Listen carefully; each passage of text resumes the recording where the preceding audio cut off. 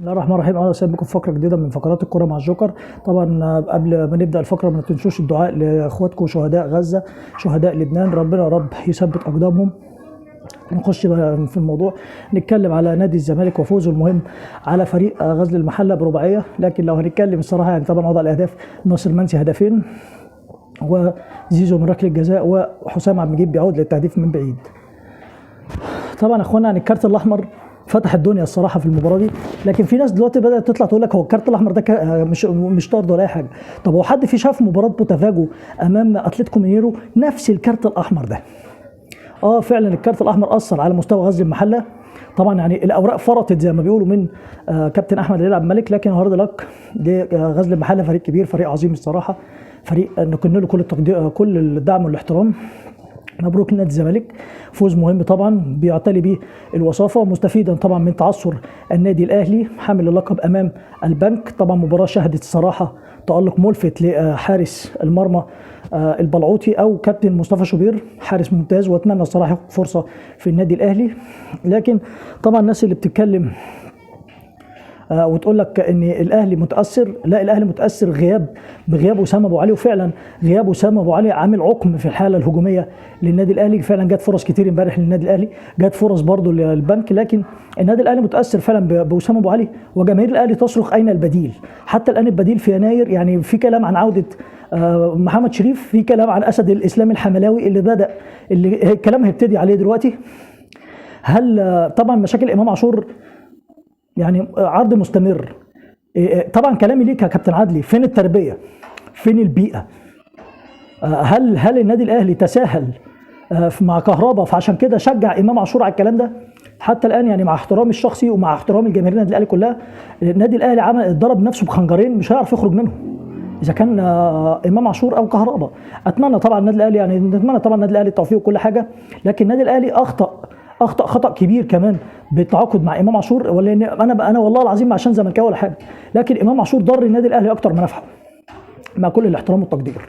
طبعا نتكلم عن كمان خساره بيراميدز النهارده امام المصري، وكمان خساره النادي الاسماعيلي امس امام انبي. طبعا مصطفى شكشك بالتخصص طبعا شوطها مباغته، طبعا غلط فيها الحارس احمد عادل عبد المنعم، واسفرت عن هدف الفوز بالنسبه لانبي. كمان طلائع الجيش بيفوز فوز مهم على الاتحاد.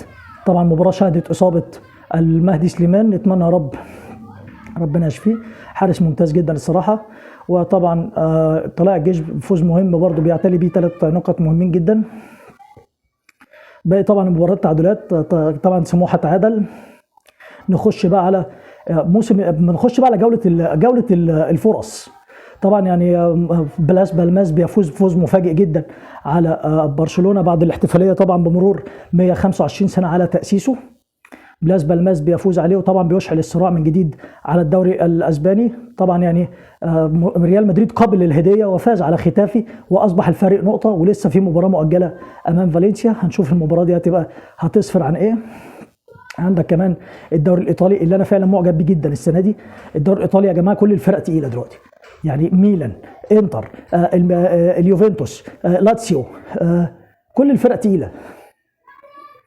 يعني حتى الان يعني في ناس بتقول لك الدوري الايطالي الوحيد اللي مش عارفين مين البطل بتاعه. يعني انا بتمنى الصراحه الميلان، يعني في رايي بتمنى الصراحه، لكن الدوري الايطالي لا السنه دي جميل جدا.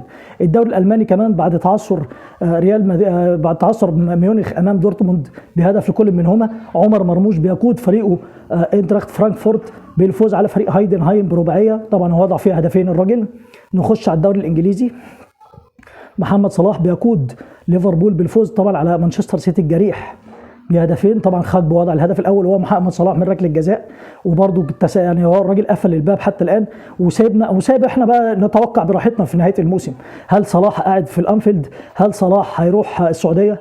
هل صلاح رايح فين؟ حتى الان ما حدش عارف السؤال ده. اجابه السؤال ده هو الراجل اللي يعرف، يحلها، وقال لك في اخر الموسم هنعرف. كمان تشيلسي بيفوز على استون فيلا، وبيتقاسم الوصافه مع ارسنال الفايز على ويست هام بخماسيه مقابل هدفين.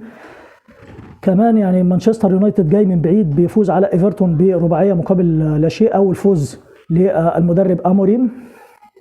وهنشوف طبعا يعني ترى جوارديولا محتاج يناير هي الفرصه الاخيره لجوارديولا عشان يعود، ام السيتي يقدر يتوج في الاخر زي ما شفنا السيناريو ده اكتر من مره. هنشوف طبعا ماذا هيحصل ايه طبعا في المباراه دي. طبعا يا جماعه يعني نتمنى الصراحه اكون ما تقلتش عليكم، اتمنى يا رب اكون وصلت لكم المعلومه على حسب رؤيتنا احنا او حسب رؤيتكم انتم. طبعا انا بحترمكم كلكم. طبعا يعني نختم بالصلاه على نبينا الكريم عليه افضل الصلاه والسلام. حافظ الله فلسطين. السلام عليكم.